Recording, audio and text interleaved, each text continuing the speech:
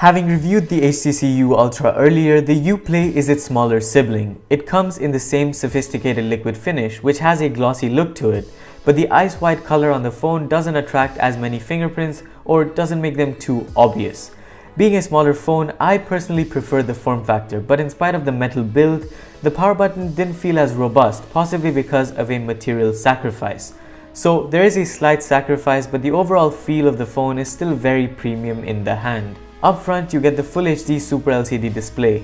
It's 5.2 inches in size, making it the perfect companion for media consumption.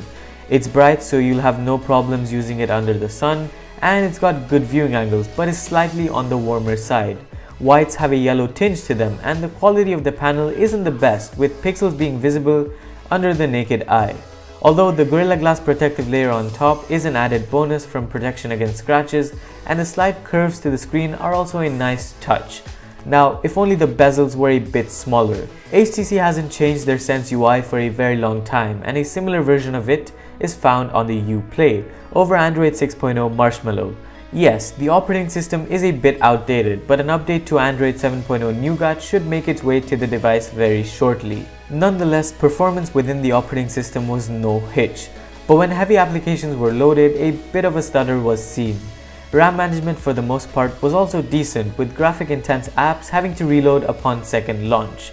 On my unit, I've got 4GB of RAM with 64GB of internal storage, but there is another variant of the U Play with a slightly downgraded 3GB of RAM and 32GB of onboard storage. Both these variants also come with a microSD slot, taking the storage up to 2TB, so if you're looking for lots of storage, this phone might be the perfect choice. Having grown accustomed to boom sound from previous devices, its absence is definitely felt. The U Play supports playback from its bottom-firing speaker, and while it does get loud, there's no actual depth to the playback.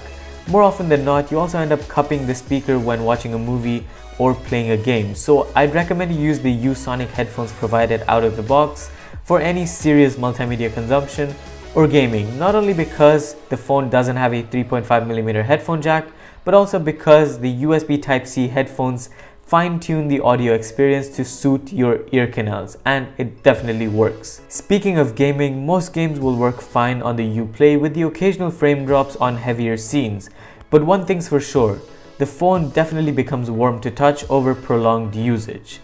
On the camera side of things, the smaller bump is welcome. The 16-megapixel sensor with an f2.0 aperture is not bad.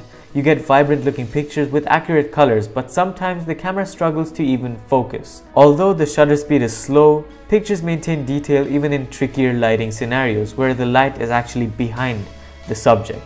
At night, a significant amount of noise starts to creep into pictures and lights tend to be overexposed. The pictures aren't unusable, but are not very impressive either. Over on the front, I was very happy with my selfies. Both day and night usage was great with added detail thanks to HDR, but using the camera on Snapchat or WhatsApp really didn't bring about the detail I was expecting for some odd reason. Over on the video side of things, it was more of a mixed bag. Capturing video while in motion resulted in choppy and slightly underexposed footage, but that was not to say that the detail on the video was spectacular, even at its Full HD resolution. Right from when the phone unlocked via the accurate fingerprint scanner, it was constantly connected to either Wi-Fi or data. I played the occasional games, browsed the web, and watched YouTube videos, ending the day with just under 5 hours of screen on time, which is good, but if the phone packed a larger battery, it would have been better. The 2500 mAh cell on the phone is definitely a sacrifice, so you will need to rely on battery saver mode once or twice throughout the day if you're using the phone very heavily, but on the bright side, fast charging on the phone will get you about 50% of charge in half an hour. So what's my verdict? The U Play does many things right, but not fully. It feels like a second thought and a phone made to accompany the more marketable U Ultra. Its year-old software and hardware power is noticeable, with the phone's saving grace being its design and the camera to some extent. Even with support for microSD and dual SIM slots, its price just cannot compete with several budget options, one of which being the recently reviewed Honor 6X. Let me know what you guys think about the handset down in the comments below, and definitely be sure to subscribe for more videos in the future. I'll see you in the next one. Adios.